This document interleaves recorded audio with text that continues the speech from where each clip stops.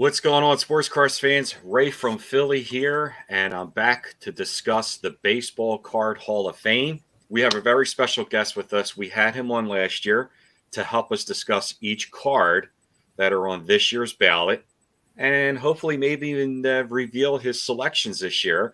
And hopefully this is going to become a yearly ritual thing. So I want to welcome aboard my two committee members, Mike, this baseball card life, Victor, the rookie card specialist, and also Dr. James Beckett. So, hello, guys. Welcome aboard.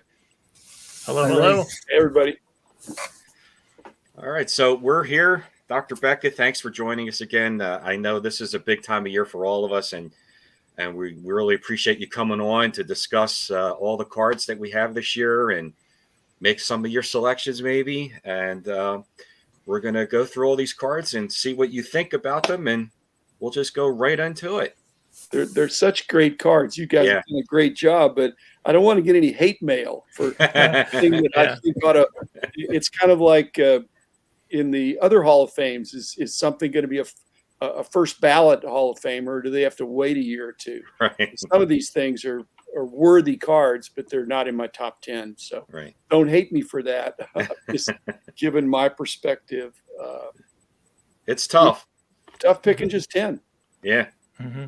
It is tough, but it's all for fun, and we're glad that you can help us out, and we're really willing to.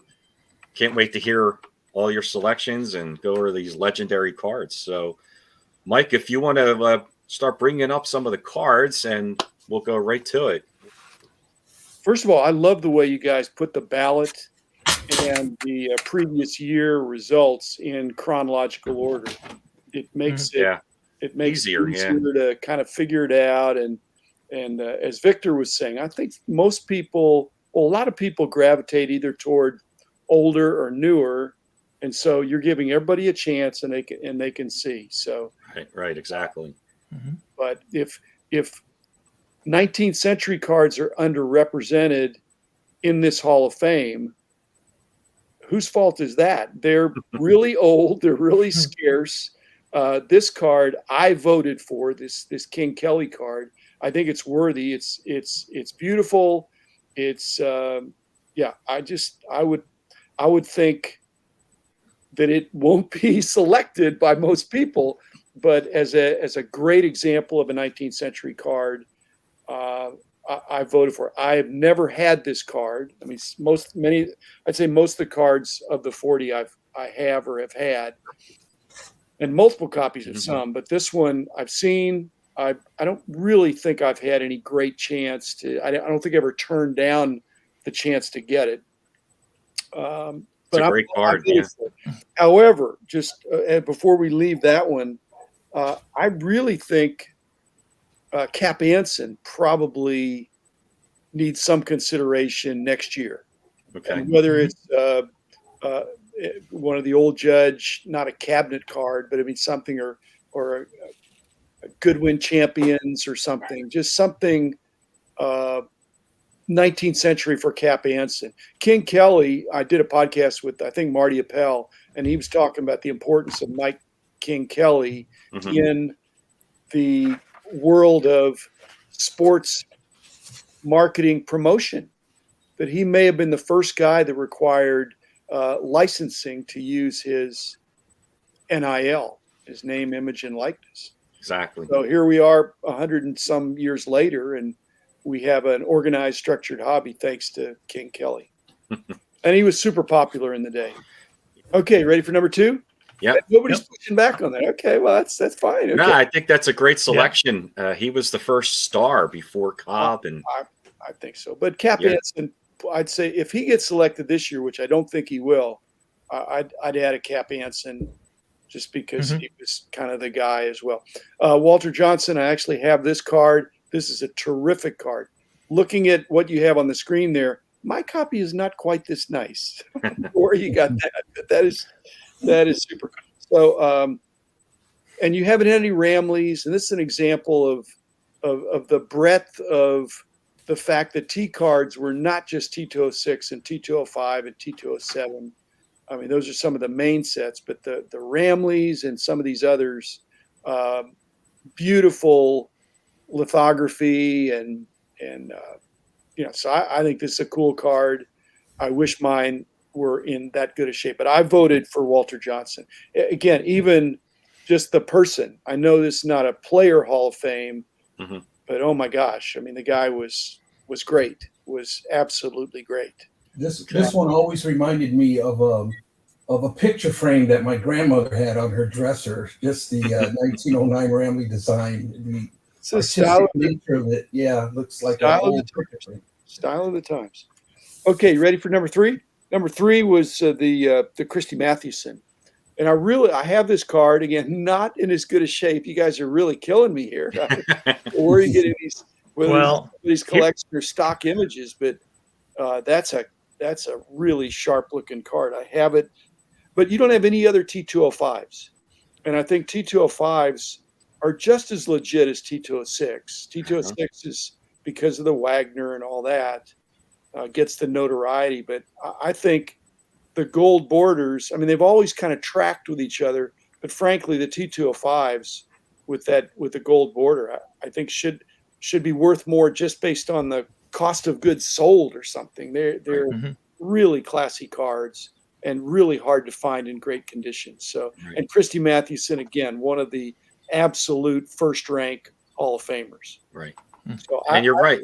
Yeah, the condition on those cards alone are very tough. Oh, and when they are nice like that, they're just gorgeous. But again, even little tiny nicks with the gold there as well. Okay, now I'm 3 for 3 with old cards.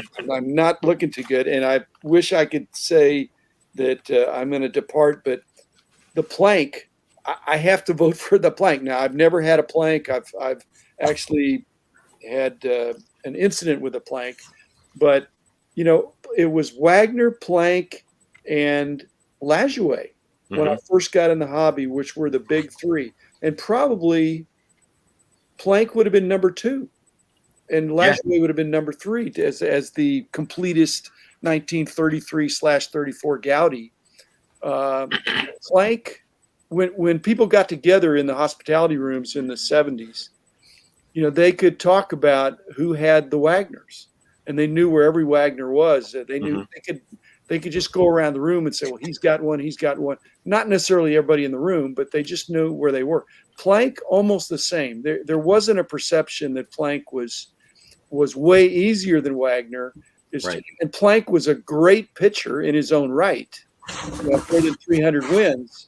But Wagner when he played, was arguably the best player for some period of time when he played. He predates Cobb and Ruth and those guys. So Wagner was really amazing. So Plank was number 2, maybe not based on scarcity. Maybe there's 100 Planks out there, but it's so that's very legit. So here I go. I'm now 4 for 4, and we haven't even got to 1911.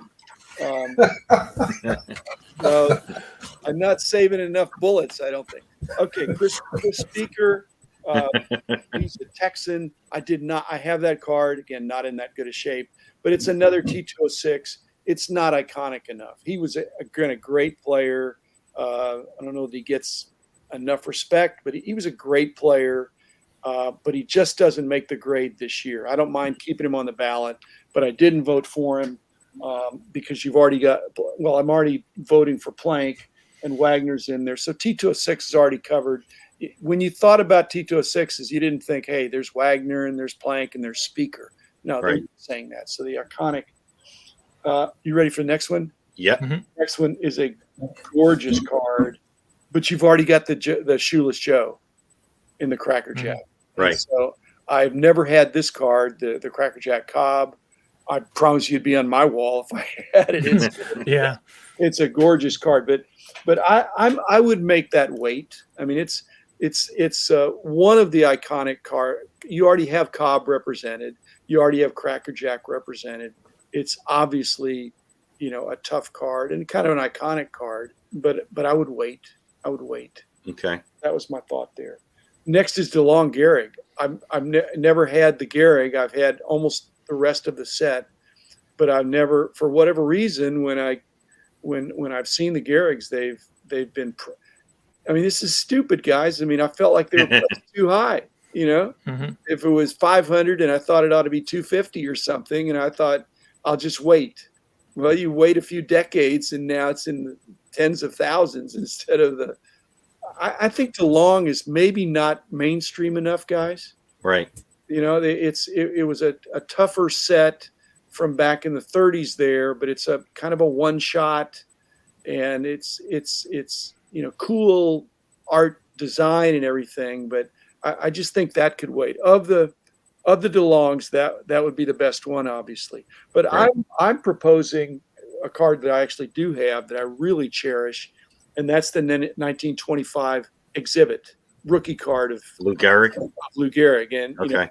even if you're not into the pre-war, I mean, you got to know that's a great card. Now, the dilemma for you, Ray, is: are you, in your original conception, were you okay with oversized cards with, like an exhibit?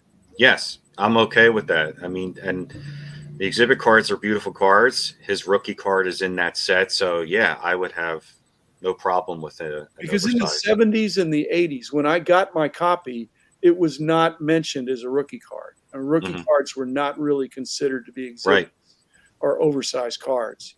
I think a lot of people, they'd look at the 33 Gowdy or the 33 DeLong. So I got my 25 exhibit back when it was not super expensive. But I would put that on the ballot for next year, and I'd vote for that over this, even though this is a fabulous card. I know, actually, trying to determine rookie cards for pre-war, it's pretty difficult. There's just so much. Well, it's before there were rules established with it, and we established the rules after the fact. Right.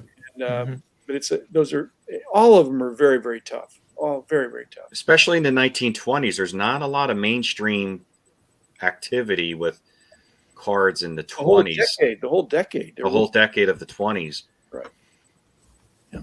Okay. So next is Dizzy Dean, and you've already got several of the 33 Gowdies in there. Again, people, if somebody brought you an album or a box of 33 Gowdies, you'd be looking for the Ruths and you'd be looking for the Gehrigs. You might be looking for Lajoie, but that's usually not in there. But you'd be looking for Ruths and Gehrigs. A big drop off to Dizzy Dean and Hornsby and Fox and those guys who are really legit. And that's a really cool card. I have that card, but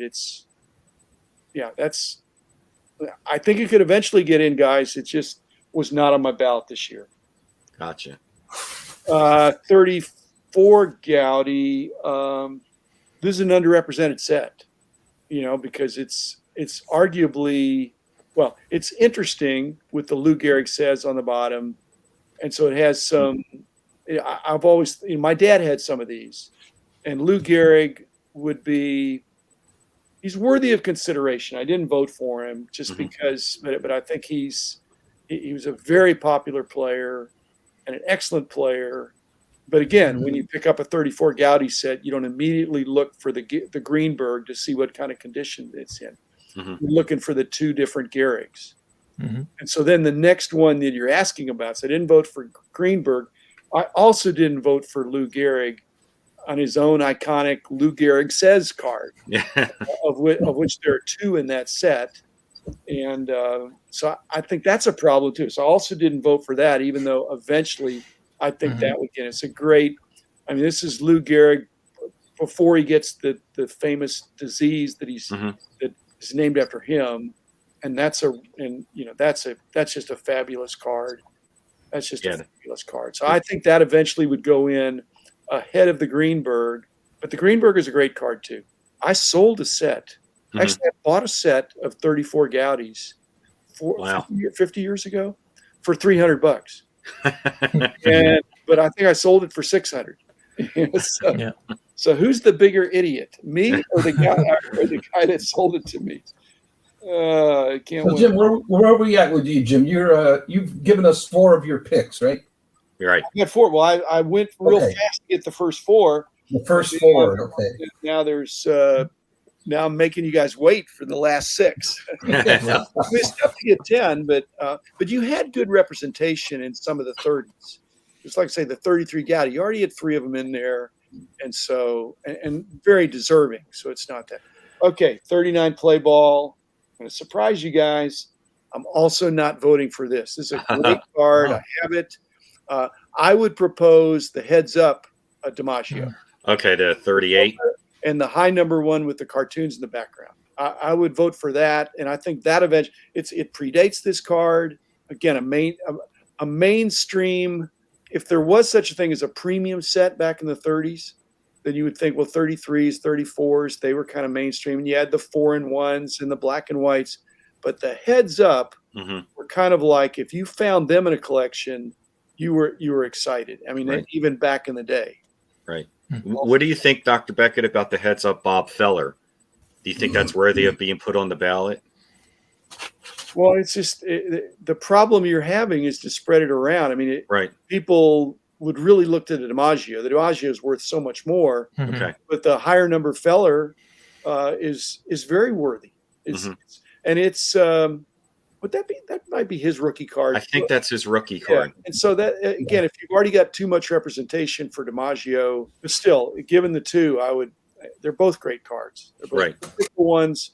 There's a clean look on the first 24, and then they repeat the same players with the little doodles in the back. And I think the doodles kind of make it interesting. Right. Okay. Design. And is it fair to say that play ball was considered a mainstream set for 1939? Absolutely. My I dad, think so, yeah. my dad had this card, I'm sure. You know, my dad had a bunch of 39s and 40s, and they were the kind of precursor of Bowman. You know, so Bowman, the same people that did Bowman, did the play ball, the gum ink, those kind of the other names for the Bowman type entities. So it wasn't Gaudy. It was the other company. So yeah, I would 39 play ball. They've just never gotten respect because there's just not enough artistic detail on the front. It's more of a card with a border. The backs are kind of gray, and whereas the 40 play balls pop a lot more, as well as the 41s that have that little splash of pastel. Anyway, so I didn't vote for this, and Pee Wee Reese, again, I'm killing you guys. I'm not voting for Pee Wee Reese either. I have this card. I do think a 41 play ball needs to be in there. You've already got the horizontal 53 Bowman color, which if people said, hey, I've got a Pee Wee Reese card, it's my favorite card, most people would say, oh, you mean the 53 Bowman color. Yes. I think this Pee Wee Reese is probably a number 2. Okay. It would be the second one, or a 52 tops high number of Pee Wee Reese. Those are also iconic, great cards. So this is a worthy card, but I'd make it wait. Like I said, I feel like already having Reese in there once, and the 41 Joe DiMaggio, or if there was a way to cheat Ray and to have the DiMaggio brothers with a 3-peat or something. Right. I think that's illegal, but I think that is so cool that the 3 brothers are all in the set. Okay, ready for Yogi? Gosh, you don't have any Berras Berra was I hate to say now he was underrated because he had, I think, 3 MVPs in the 50s. So he wasn't underrated at the time. Yeah. But, he just hung around and was just had these witticisms and things like that. So people forget he was a great, great ball player. Right. What do you think on the background on this one, Jim? Is that corn stalks or are we looking at trees? Field of Dreams. Field of I think it's trees. I think. I mean, he actually is not very tall. I don't think those are weeds, I think those are trees. But again, it's not a great looking card. It's important. You already have Musial in, don't you, for 48 Bowman? I think so. Yeah. So I mean, if that's already in there, the yes, we do. Yeah. 48 Bowman is a landmark set. It kind of broke out at the modern day, more so than Leaf. And the 48 Bowman, it really got cards back after World War II into the mainstream. But it's just not an exciting design. And same thing goes for 49, Bowman. So then the next one is 1950 Bowman, And by the way, if you were going to pick a 49 Bowman, you could do Satchel Paige, or maybe I might suggest Roy Campanella as a rookie card there. I think he's got a great story. It's a great card. It's a rookie. Larry Doby's a high number in there. Richie Ashburn's a high number in there. But so eventually you've got to have a 49 Bowman. Right. I mean, the high numbers of 49 Bowman are totally underrated. The whole set is harder to get. Okay, so Jackie, again, this is not when people say I've got this fabulous Jackie Robinson card, they're probably not thinking about the 50 Bowman card. They're probably thinking about the 48/49 Leaf. Yeah. The 49 You're killing me, Bowman. Jim. You're killing me. Well, I mean, I'm with you, Victor, on the rookie card aspect of it. If it's not a rookie card and it's going to go in the Baseball Card Hall of Fame, it really needs to be special in its own right. Mm-hmm. And Jackie Robinson's a special player, but and you already have the Leaf in there, I'm sure. We do, yeah. Yep. In there, and that has gotten so much more notoriety in the last 3 years. That really, in the old days, did not get a lot of respect. The Babe Ruth of the Leaf did not get a lot of respect. The Joe DiMaggio did not get a lot of respect because they were in the easier series. It was all about Page and Feller and Slaughter and all these other guys that were in the short prints, right? They were 10 times tougher. So Jackie Robinson 48/49 Leaf was considered to be just not that tough. Mm-hmm. Now it is because there's ultra demand on it. The artistic element of this 50 Bowman is beautiful. I agree. And when you lay them out, if you put the whole set out there, it's very well done. It's very well done. In fact, it puts 48 and 49 Bowman to shame. Not shame, but it's a big step up. And of course, you're thinking Topps is kind of out there getting ready to more seriously compete with Bowman. They really upped their game in 1950. Without a doubt. But the Bob Feller's pretty close to this same kind of shot. And it's beautiful also. Yeah. So. I love this card. Number 5, I am picking this card.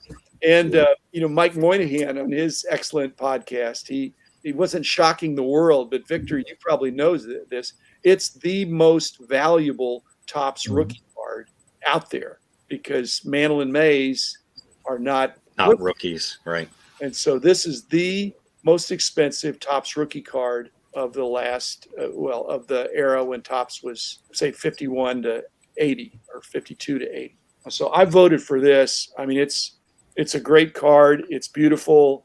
It's notorious for sure in a good way of being condition sensitive. Last card in the set. I've told the story when I was in Hawaii where there were high numbers shipped there. They didn't all go in the ocean.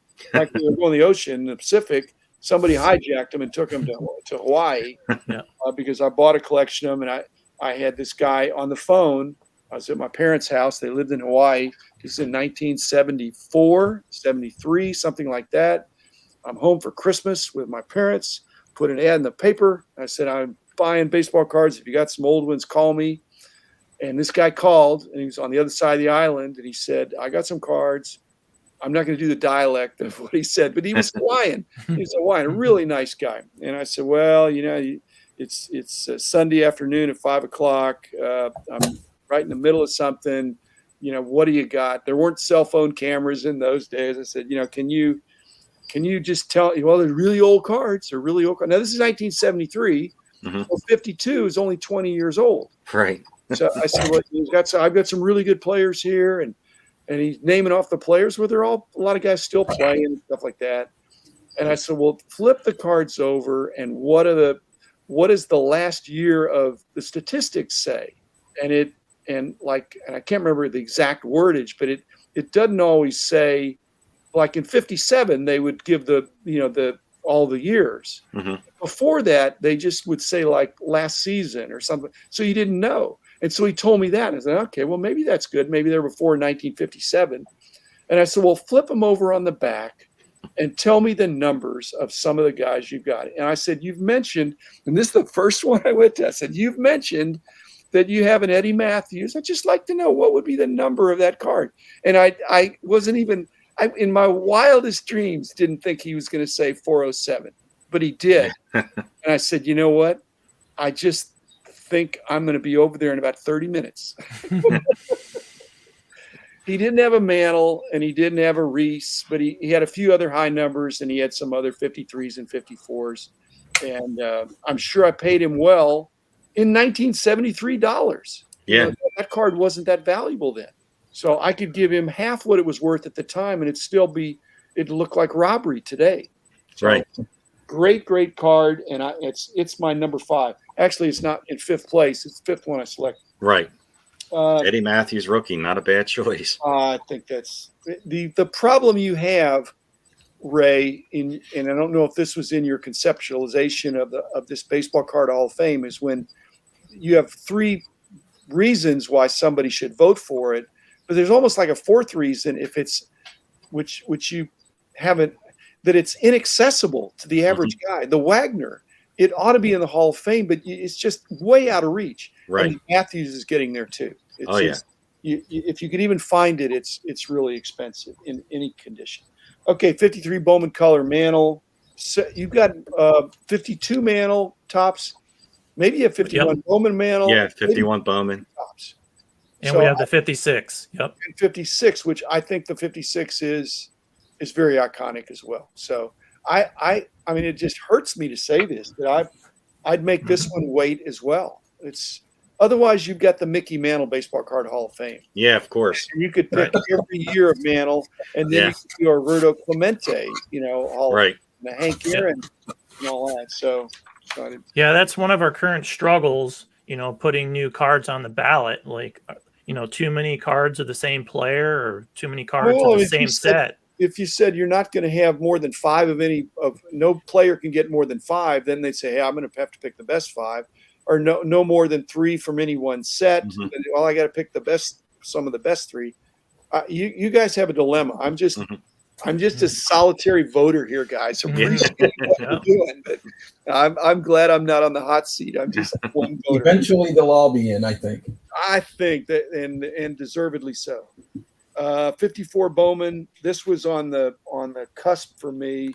That was always a tough card for me. I have it now, but I never found it in the 70s and 80s. I mean, I found it, but I've always believed it was tougher than what it was priced. It was so underrated. It's like a short print. It's probably removed rather than a replacement card, right? With licensing stuff. So I love that card, but I think it has to wait. Gotcha.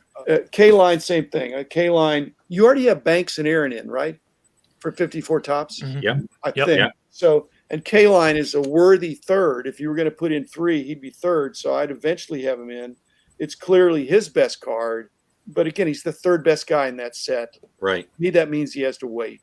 But I love the color. I love the youthful. I mean, he was great right from the get-go. Okay. And the other reason I didn't vote for the 54 Bowman is because of the 54 Wilson Wieners. Yeah, great card. That is a great card. And I've told a story that I actually lost the card or I misplaced it. I couldn't find it for about 20 plus years. I knew I had it somewhere. I knew I hadn't sold it because I love that card.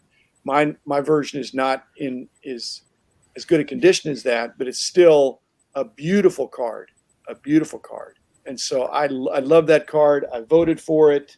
It's the other reason it's important, I think, is that, again, in the 50s, in the 60s, and the 70s, when I was collecting so heavy, you were judged in your collecting pecking order, not so much. It was assumed that you had all the baseball card sets from the 50s.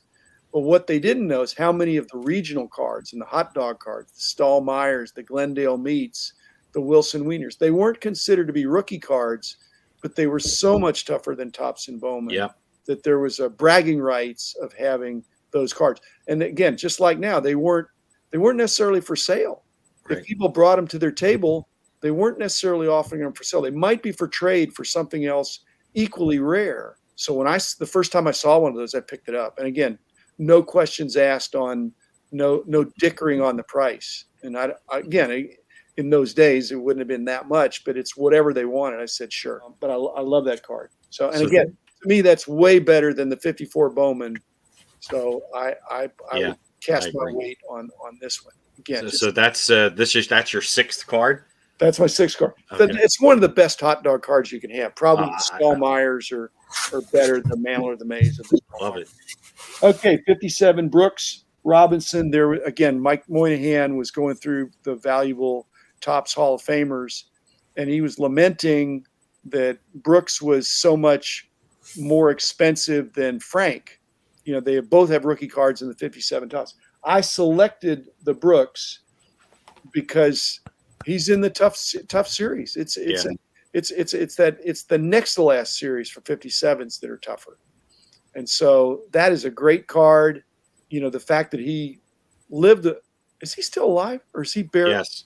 Yeah, he's alive. Yep. He looks so old now compared to how young he looks here, because he looks like an old man now. And you think, how could that guy be such a great third baseman? He looks like an old man. He was a vacuum cleaner.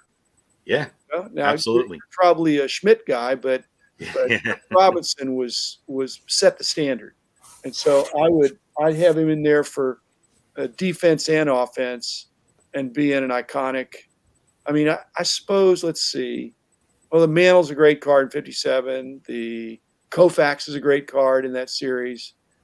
But Brooks and Aaron with the reverse negative, but I'm voting for Brooks. Okay, so he's can't go wrong with that. A lot of rookies in that set too. A lot of rookies. There's Jim Bunning and Mazeroski and Frank and Brooks, and we're missing one. Drysdale. Okay, yeah. Okay, 58 Maris. I love the card. It shows him in less complicated days. You just think, wow, 3 years later, this guy is the attention of every sports writer and sportscast of his chase for 61. And there's no 58s in there yet, and this is really a worthy card. I think it'll eventually get in there, but I didn't vote for it this time. Okay. I'm actually sympathetic for Maris to be in the Hall of Fame, the Baseball Hall of Fame. Same with Dale Murphy. I think 2 MVPs, 2 years in a row where they say you are the best player, then that's better than 10 years of mediocrity. Right. And 10 years of, the last 5 years for Murphy and for Maris of not really performing at their same level, but, you know, they had performed at a really high level, and Maris was just spent as a person. I think just that was really tough. So my heart's with Maris, but I'm gonna wait for. Same thing. This I actually am not. I respect Yaz. I think this is. I'm not taking it off because it's a horizontal card. Because all those rookie stars were horizontal in 60. And I remember collecting in 60, but it just was never a tough card, Ray and Victor and Mike. It wasn't a tough enough card. You know, in my neighborhood, nobody said, "Hey, did you get the Yaz?" Well, again, he really hadn't emerged at that time. Right. It's a worthy card now. He's a second baseman. I mean, what's going on there? So I would make him wait. I think it eventually gets in because it's an indication of a style. Oh, you know, I glossed over. You know, one of the cards that made a big splash in my neighborhood, of course, he was originally from Western Pennsylvania, was the Stan Musial 58 Topps All-Star. Yeah. You know, he had sat out for all those years of no cards, and he was super popular as a player. Really nice man. I've met him, and he's from Demora, which I think is Western Pennsylvania. So I mean, he was just a good old guy, and that card in my neighborhood was a big deal because it was the first Stan Musial, and that's a good choice for next year's ballot. Next year. Yeah, this Chemsky rookie is getting a lot of hobby love in the past year. I've noticed. Which one? His 48 Bowman or 48 Leaf? His 60 Topps rookie here of Carl. Chemsky Carl, is getting a lot of hobby love. Yeah. Well, it's a great card, and I don't know where you're getting these images, but it looks like a perfect 10. Well, here's a little secret.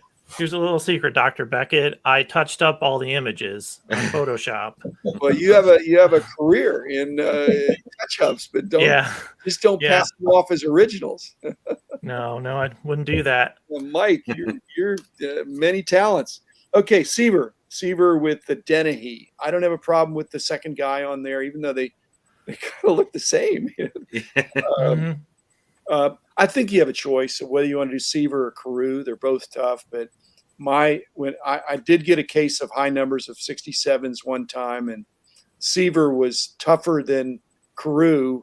And again, a candidate for another one there. The toughest card in the 67 high numbers was Brooks Robinson. Oh yeah, definitely. That would also be a consideration. Now, I've already voted for 57 tops Brooks, so I'm not going to vote for both of them at the same time. But if you had a 67 Brooks Robinson, again, I broke a case, and there were very few Brooks Robinsons in there. Not twice as many Seavers or Carews than Seavers, but noticeably more. So there probably were some double prints in there. I did vote for the Seaver, of the 67. So where does that put your count at? That's 8. I'm up to 8.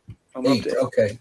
And so 68 Seaver, obviously I didn't. Again, I love the Topps Trophy All-Star Rookie things. I mean, that was kind of a big thing in the 60s.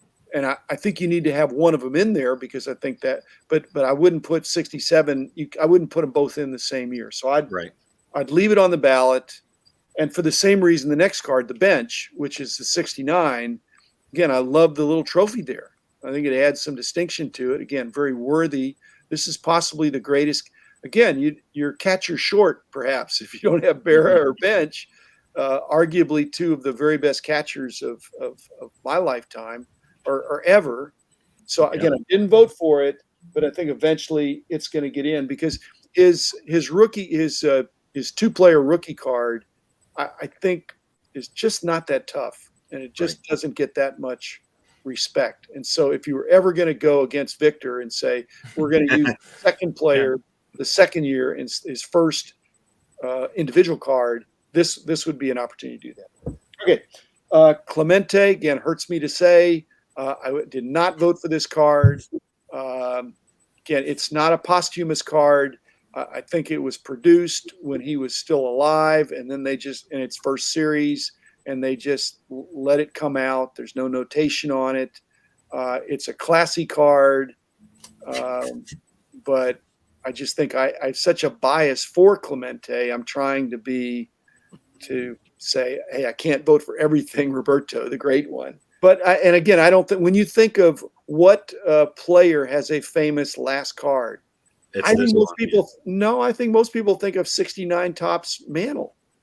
Yes. Card more so than the 73 Clemente. Right. I think Clemente would be the second one you'd think of because he died, at the last day of 72. Is it Ray? Is it Ray from Boston? Is it Ray from New York?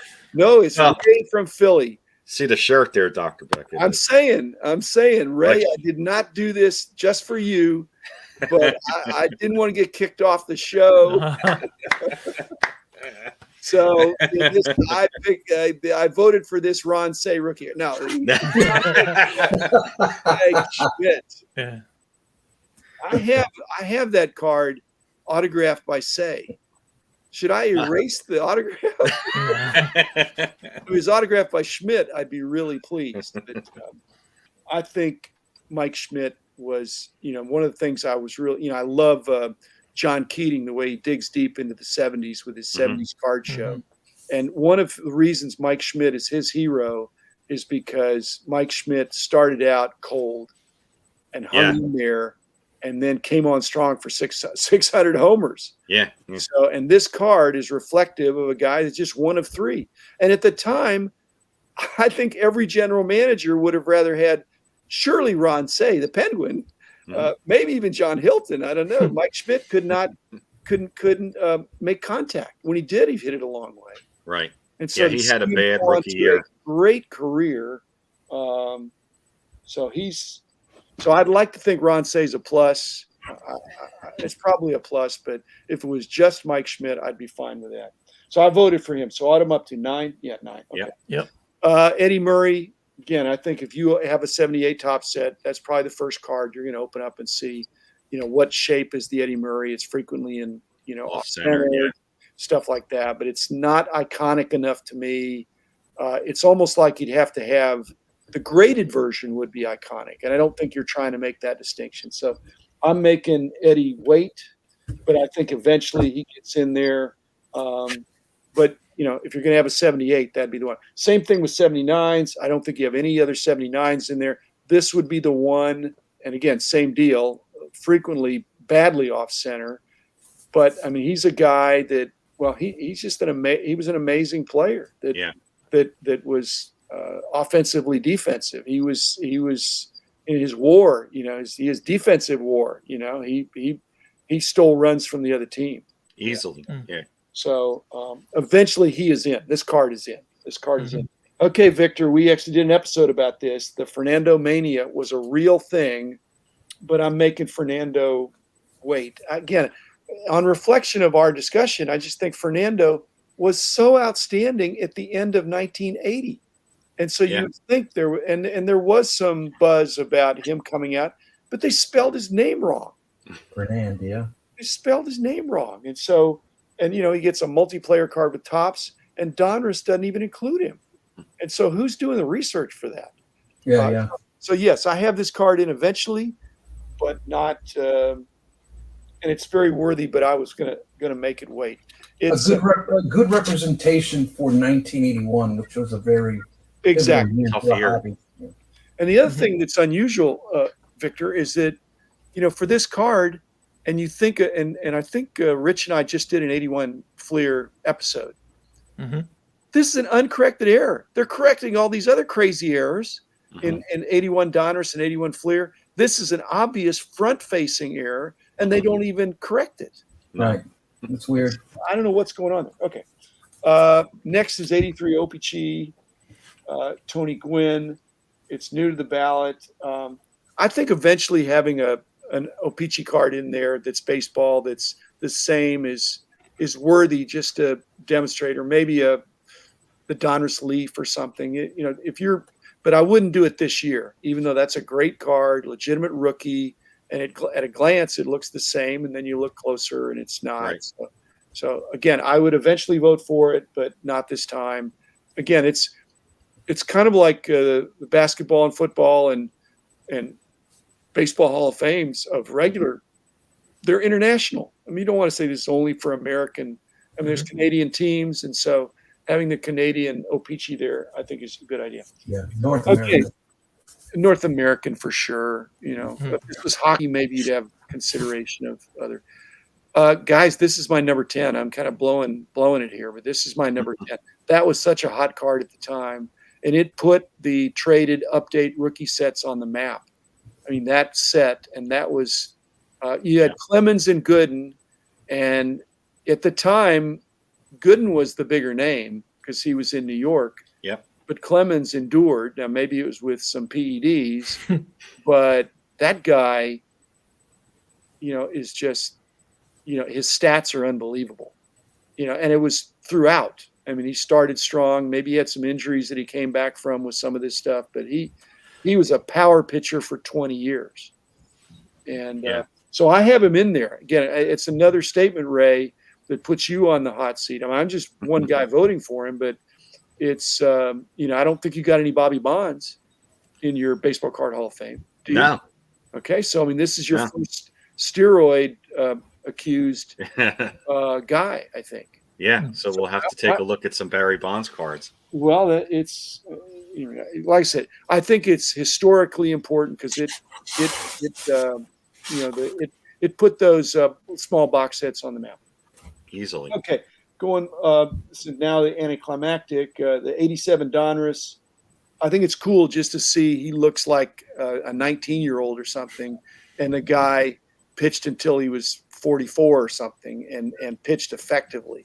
One of the most amazing pitchers in my lifetime of just being a true pitcher, not a thrower, a crafty guy. So I'd eventually have him in, maybe not this particular card. But this card, again, the rated rookie was an established, iconic kind of a thematic element that this would be good. So they're good. What's your choice for a Greg Maddux there, Jim?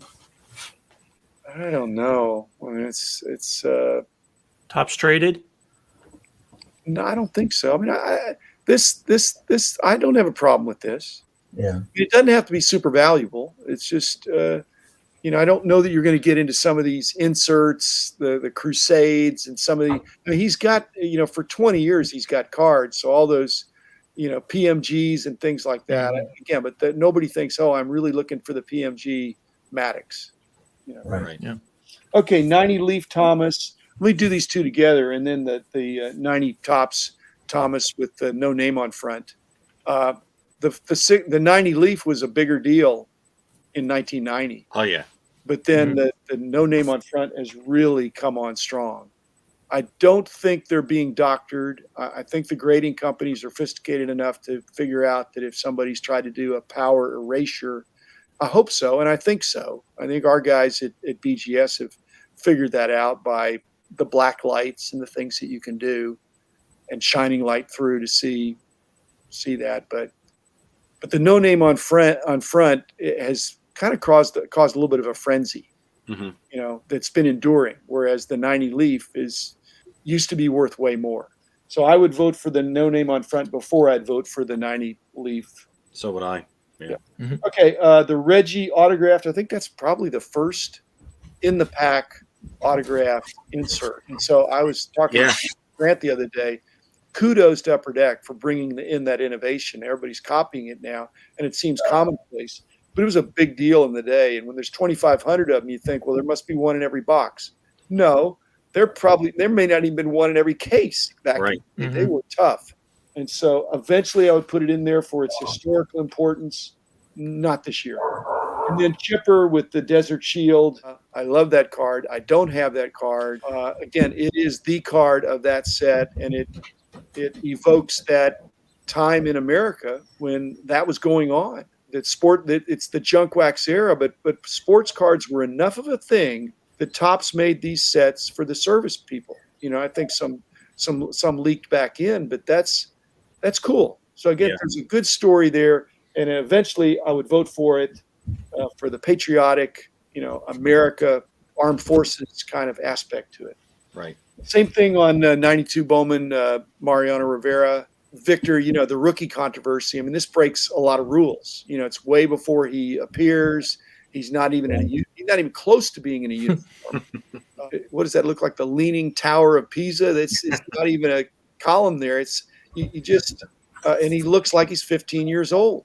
But he, as a person and as a player, is absolutely worthy of being in there. And this is probably his best card or his iconic card. And it was the beginning, because Bowman was doing stuff like this before, but 92 Bowman was the set that really put the prospecting on the map. That these were that you could prospect and set back some cards that might eventually be valuable. So I definitely will vote for this card next year or the year after. Especially with the importance of him being the first person to get 100% of the vote for the Hall of Fame. Yeah. And we're in number 42. I mean, he's got so much going for him. And I think he's a good guy. Mm-hmm. So he's not an embarrassment, when you meet him. Yeah. And a beautiful autograph. He signs a beautiful autograph. Yeah. It's amazing. Again, I can't wait to vote for him, but I've already used up my 10 bullets. All right. The Griffey game jersey, again, I think is that one of the first game jersey cards? Mm-hmm. Yeah, I think it is. And Griffey is, again, when you think of a Griffey card, the first thing you think of is 89 Upper Deck. 89 Upper Deck. Right. This is still a worthy card. It's just, like I said, I'm out. It's and I can see when I'm selling cards that Griffey is still very much in demand. He's still very popular. Right. And especially in Seattle uniform. Exactly. It's a big deal. Yep. He's got a lot of people want it. And then last, and not necessarily least, but same thing. I think there's the Upper Deck was innovating in those days. Game used bat for Babe Ruth. That's very cool and all that. You don't realize what a big deal that was at the time. Right. Now you see stuff like that all over the place, and I find not that card, but some of those kind of game used things, they're not in the $1 box, but they're in the $2 box or the $5 box or something. Even for decent players, not Babe Ruth, obviously, but again, thanks to Upper Deck, I think for doing inserting the game used stuff, because game used and autographs are a huge part. That's the thing now. Yeah. Okay, so and then last point, I don't think you have any serial numbered cards in the Baseball Card Hall of Fame yet. Not yet, no. So that would be another innovation that I would add something, and I don't know what it would be. It wouldn't necessarily be the first one because some of the first serial number cards were numbered to 5,000. Mm-hmm. Some of those Donruss elites and things like that are to 10,000, and they were one per case. Really hard to get. So I wouldn't necessarily go historical, but maybe a nod to some of the newer cards, but not necessarily Mike Trout, but that'd be an obvious one. Right. Mm-hmm. You know, but maybe the Wander Franco. I mean, that's gotten so much publicity. Mm-hmm. But something that's serial numbered, I would like for people to come into your digital virtual Hall of Fame and get a sense of all the breadth of what people could collect. That's why my hat's off to you guys for pushing this effort, because I think it really, they need to see, hey, there's old cards, there's new cards, there's these innovations along the way. And no offense to Victor, but they're not all rookie cards. Rookie cards are a huge deal, but it's not just rookie cards. Right. Rookie cards is that guy's first card, and frequently it's his most valuable.